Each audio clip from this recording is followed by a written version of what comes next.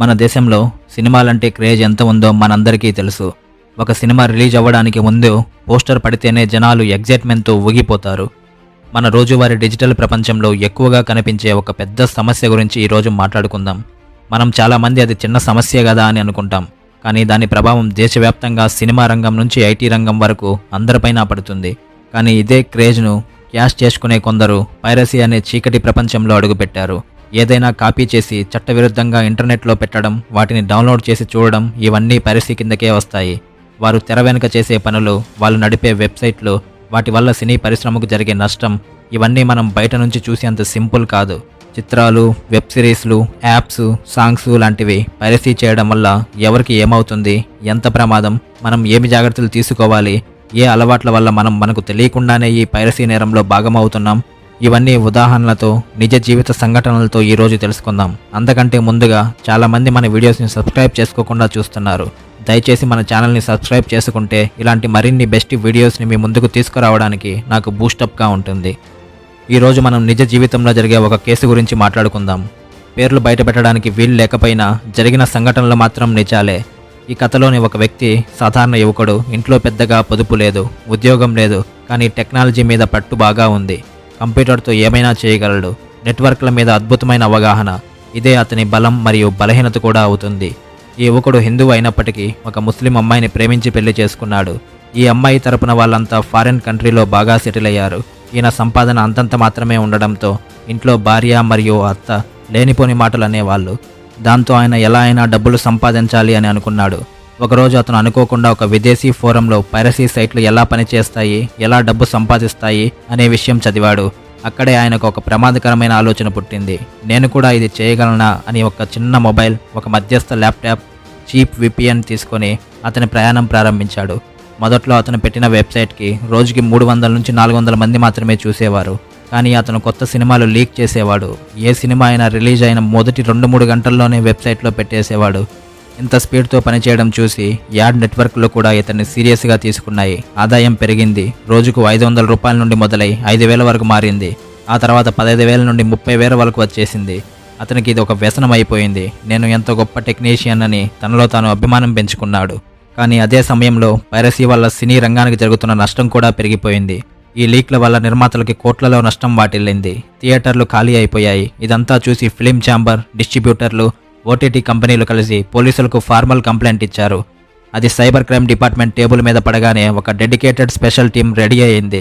వాళ్ళు మొదట మీరు, నేను చూడని కోణంలో సమస్యను చూశారు. పైరసీ వెనుకున్న వ్యక్తిని పట్టుకోవాలంటే వెబ్సైట్ని కాదు, దాని ట్రాఫిక్ మరియు డేటా మూవ్మెంట్ని చూడాలి అని భావించారు. ఒకరోజు అతను పెద్ద బడ్జెట్ సినిమా లీక్ చేయబోతున్నట్లు తెలిసింది. అది విడుదలయ్యే ముందు 6 గంటలకే అప్లోడ్ చేయడానికి సిద్ధం చేస్తున్నాడు. వెబ్సైట్కు అకస్మాత్తుగా 25,000 మంది విజిటర్స్ వచ్చారు. సైబర్ క్రైమ్ సర్వర్లో రెడ్ అలర్ట్ జారీ చేయబడింది. ఈ ట్రాఫిక్ సడన్ జంప్ ఎవరితో ట్రేస్ చేయాలి అని ఆర్డర్ వెంటనే బయటకు వెళ్ళింది. టీమ్ సర్వర్ లొకేషన్ చెక్ చేస్తే అది దేశం బయటే ఉన్నట్లు తేలింది. ఇతను తనను ఎవరూ పట్టుకోలేరని నమ్మకం. కానీ పోలీసులు వేరే లైన్లో ఉన్నారు. వాళ్ళు అతని ఐపీ కాదు, అతని కన్సిస్టెంట్ బిహేవియర్ని ట్రాక్ చేయడం మొదలుపెట్టారు. ఏ సినిమా లీక్ అవుతున్నా upload time, network speed, server response ఇవన్నీ అతని స్టైల్ని రెప్లికేట్ చేస్తున్నాయి. కానీ ఆ సర్వర్ను ఆపరేట్ చేస్తున్న వ్యక్తి మన భారతదేశంలోని తెలుగు రాష్ట్రానికి చెందిన వ్యక్తి అయినప్పటికీ భారతదేశ పౌరసత్వం వదిలి వేరే దేశం యొక్క పౌరసత్వం తీసుకున్నాడు. అక్కడే నివసిస్తున్నాడు. ఇక నన్ను ఎవరూ పట్టుకుంటారులే అని అనుకుని భారతదేశ పోలీసులకే ఛాలెంజ్ విసిరాడు.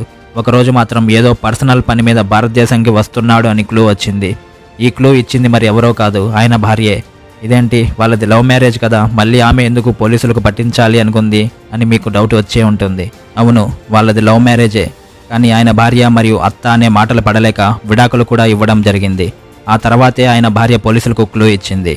పోలీసులకు ఇది గోల్డెన్ ఛాన్స్. స్పెషల్ టీం వెంటనే ఆపరేటర్కు సంబంధించిన ప్యాటర్న్స్ను ట్రాక్ చేయడం ప్రారంభించింది.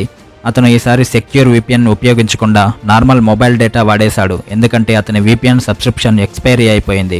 కొత్తదాని తర్వాత కొందాంలే అనుకున్నాడు. అదే అతని జీవితంలో చేసిన అతి పెద్ద తప్పు. 12 సెకండ్లోనే అతని టవర్ లొకేషన్ ట్రాక్ అయింది. 3 టీంలు 3 వైపులా బయలుదేరాయి. ఉదయం 4:45 అతను ల్యాప్టాప్ ముందు కూర్చొని ఫైనల్ అప్లోడ్ బటన్ నొక్కబోతున్న టైం. సైలెంట్ అపార్ట్మెంట్, చీకటి గది, ఫ్యాన్ శబ్దం తప్ప ఇంకేమీ వినిపించదు. అతని చేతిలో కాఫీ. స్క్రీన్ మీద అప్లోడ్ కంప్లీట్ 98% అవుతుంది.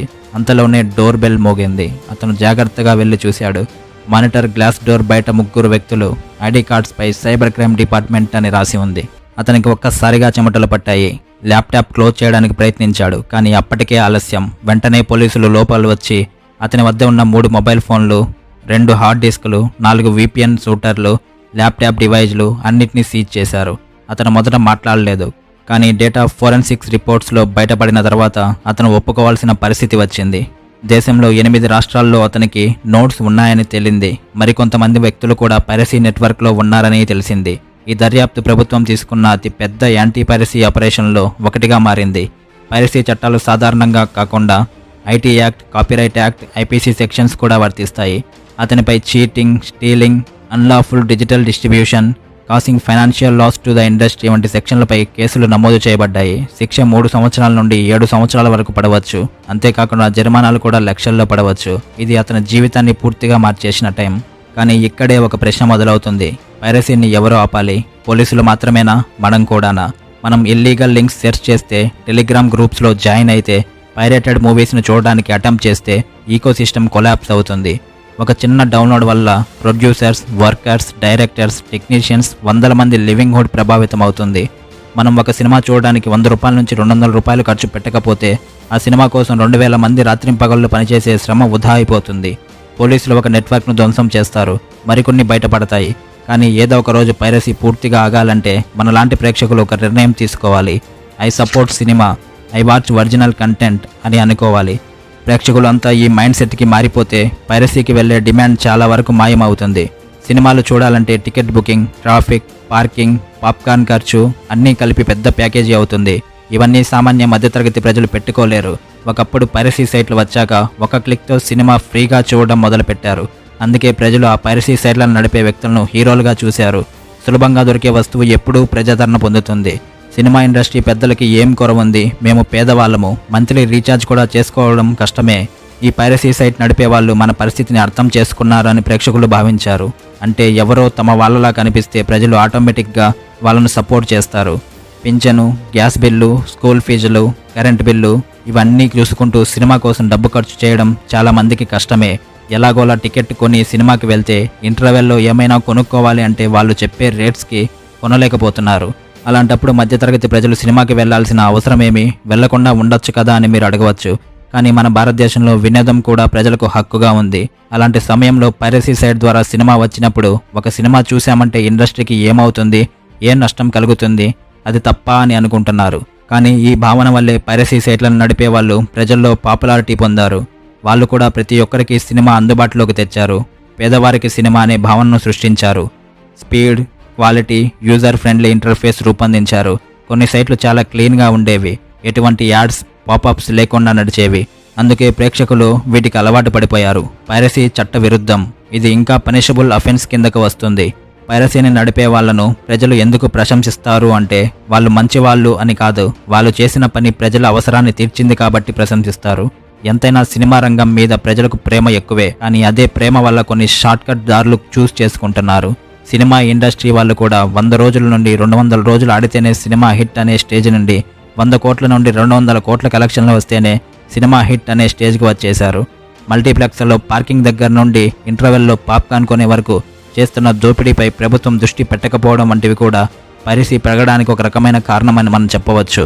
చిన్న నిర్మాతలు, technicians, workers, light boys, set workers, new directors, new actors వీళ్ళని అసలు ఎవ్వరూ చూడరు. కానీ నష్టం అక్కడే మొదలవుతుంది. మన కోసం పనిచేసే 500 మందికి నష్టం కలగకుండా ఉండాలి అంటే మన ఎంటర్టైన్మెంట్ కూడా లీగల్గా ఉండాలి. Cinema is not free because someone's livelihood depends on it అని మనం భావించాలి. నేను మీతో పంచుకోవాలనుకున్న మరో ముఖ్యమైన విషయం ఏమిటంటే పైరసీ అనేది కేవలం సినిమాలకే సంబంధించిన సమస్య కాదు. మన వ్యక్తిగత మొబైల్ డేటా నుంచి బ్యాంక్ అకౌంట్ వరకు ముప్పుగా మారగలిగిన చట్ట విరుద్ధ కార్యకలాపాలన్నింటికీ తలుపులు తెరవడమే.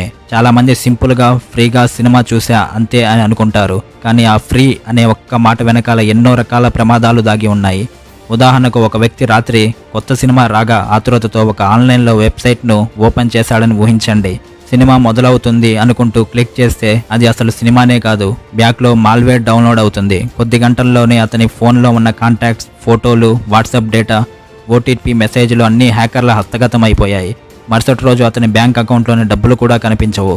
ఆ వ్యక్తి యూజ్ చేసినది ఒక ఫ్రీ సినిమా సైట్ మాత్రమే. కానీ నష్టం మాత్రం జీవితాంతం గుర్తుండిపోయేలా ఉంది.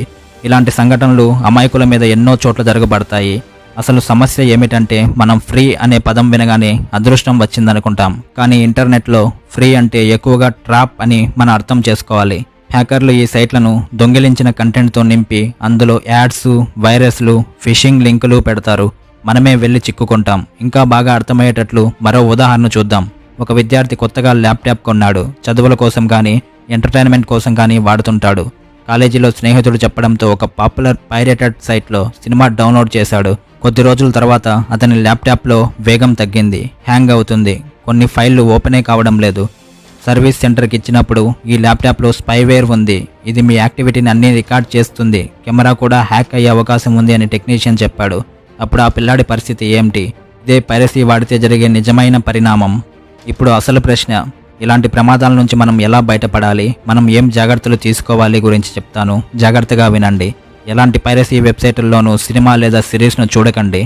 ఈ సైట్లు చట్టవిరుద్ధం మాత్రమే కాదు, మన వ్యక్తిగత భద్రతను సైతం ప్రమాదంలో పెడతాయి. ఆన్లైన్లో ఏపీకే ఫైల్ డౌన్లోడ్ చేయవద్దు. ఇంటర్నెట్లో వేలాది రెగ్యులర్ యాప్స్ పేరుతో నకిలీ యాప్స్ ఉంటాయి. ఇవి మన ఫోన్లోనికి వచ్చాక మన వ్యక్తిగత డేటాను హ్యాకర్లకు పంపిస్తాయి. సినిమాలు చూడడం, మ్యూజిక్ వినడం కోసం లీగల్ ప్లాట్ఫామ్లను మాత్రమే వాడండి. ఒక సినిమా వెనుక వందల మంది కష్టపడి పనిచేస్తారు. నటుల నుంచి లైటింగ్ వరకు, అసిస్టెంట్ డైరెక్టర్ల నుంచి చిన్న చిన్న తారాగణం వరకు వారు తమ కుటుంబాలను నడపడానికి ఆ సినిమా లాభాలపైనే ఆధారపడతారు. మనం పైరసీ చూస్తే వాళ్ళ కష్టానికి మనమే నష్టం చేస్తాము. ఈ పైరసీ లింకులు షేర్ చేయడం కూడా నేరమే. స్నేహితులకు, వాట్సాప్ గ్రూపులకు సోషల్ మీడియాలో పైరసీ లింకులు పంపితే చట్టపరంగా మనమే కూడా నేరంలో భాగస్వాములవుతాం. సైట్లలో popup ads, download now, secure link, watch in HD వంటి బటన్లు చాలా ప్రమాదకరం. ఇవి క్లిక్ చేస్తే వెంటనే ట్రోజర్ వైరస్లు ఇన్స్టాల్ అవుతాయి. ఇవి ఫోన్లో దాగి ఉండి మన కార్యకలాపాలను పర్యవేక్షిస్తుంటాయి. చాలామంది నేను ఒక సినిమా డౌన్లోడ్ చేశాను అంతే కదా, నన్నెవరూ పట్టుకోరు అని అనుకుంటారు. కానీ సైబర్ క్రైమ్ శాఖకు ఆ సైట్లను ఉపయోగించిన ఐపీ లిస్టులు కొద్ది నిమిషాల్లోనే కనిపిస్తాయి. గతంలో అనేక సార్లు సాధారణంగా సినిమాలు డౌన్లోడ్ చేసిన వారికి నోటీసులు పంపిన సందర్భాలు ఉన్నాయి. కాబట్టి చిన్న తప్పే కదా అని అనుకొని తేలిగ్గా తీసుకోవడం సరికాదు. ఇంట్లో చిన్నపిల్లలు యూట్యూబ్, టెలిగ్రామ్ లాంటి ప్లాట్ఫామ్లు వాడుతూ పెద్దలకు తెలియకుండా ప్రమాదకరమైన లింకులు ఓపెన్ చేసే అవకాశం ఎక్కువగా ఉంటుంది. కాబట్టి ఇంట్లో పెద్దవాళ్ళు పిల్లలకు సరైన అవగాహన ఇవ్వాలి. ఇంటర్నెట్లోని ప్రతి ఫ్రీ కంటెంట్ సేఫ్ కాదు అని చెప్పాలి. మనం సోషల్ మీడియాలో చాలాసార్లు చూస్తాం. సరికొత్త సినిమా రిలీజ్ అవ్వగానే తెల్లవారుజామునే పైరసీ లింకులు చెక్కు చెదరకుండా షేర్ చేస్తుంటారు. ఓపెన్ చేయడం, యాడ్ చూడడం, ఈ VPN వాడండి అంటూ గైడ్ కూడా చేస్తారు. ఇది చిన్న పని అనుకున్నా చట్టపరంగా ఇది సహాయం చేయడమే కాదు, నేరానికి ప్రోత్సాహం ఇచ్చినట్లే. ఇప్పుడు మనం తీసుకోవాల్సిన కొన్ని శాస్త్రీయ జాగ్రత్తలు కూడా తెలుసుకుందాం. ఫోన్లో యాంటీవైరస్ ఉంచడం, అన్నోన్ సోర్సెస్ను బ్లాక్ చేయడం, బ్రౌజర్లో పాపప్స్ డిసేబుల్ చేయడం, టెలిగ్రామ్ గ్రూపుల్లో అపరిచితంగా వచ్చే లింకులు క్లిక్ చేయకపోవడం, all these are important. Digital life అంటే డిజిటల్ సేఫ్టీ కూడా ఈక్వల్లీ ఇంపార్టెంట్. క్లౌడ్ స్టోరేజ్లు, UPI, బ్యాంక్ డీటెయిల్స్ ఇవన్నీ ఫోన్లోనే డిపెండ్ అవుతున్న రోజుల్లో చిన్న తప్పు కూడా పెద్ద ప్రమాదంగా మారవచ్చు. మీరు పైరసీ లింక్ ఓపెన్ చేశారు అంటే హ్యాకర్లకు మీరు నా డిజిటల్ తాళాలు తీసుకోండి అని చెప్పినట్లే. ఇప్పుడు చివరగా మన దేశం అభివృద్ధి చెందాలంటే, మన పరిశ్రమలు ఎదగాలంటే, మన కళాకారులు బతకాలి అంటే, మన డేటా సురక్షితంగా ఉండాలి అంటే మనం పైరసీకి దూరంగా ఉండాలి. సినిమా చూడాలి అంటే థియేటర్లో చూడండి. ఇంట్లో చూడాలి అంటే అధికారికంగా OTTలో చూడండి. మ్యూజిక్ వినాలి అంటే లీగల్ ప్లాట్ఫామ్ను వాడండి. మన ఇంటర్నెట్ భద్రత, మన కుటుంబ భవిష్యత్తు, మన పరిశ్రమ గౌరవం all depend on the choices we make. కావున పైరసీకి పూర్తిగా నో చెప్పండి. ఇదే ఈ రోజు కథ. పేర్లు ఉండవు, వ్యక్తిగత వివరాలు ఉండవు, కానీ జరిగినది ఇదే. చిన్న క్యూరియాసిటీతో ప్రారంభమైన ఒక ప్రయాణం చివరికి ఒక పెద్ద కేసుతో ముగిసిన కఠిన నిజం. జై హింద్.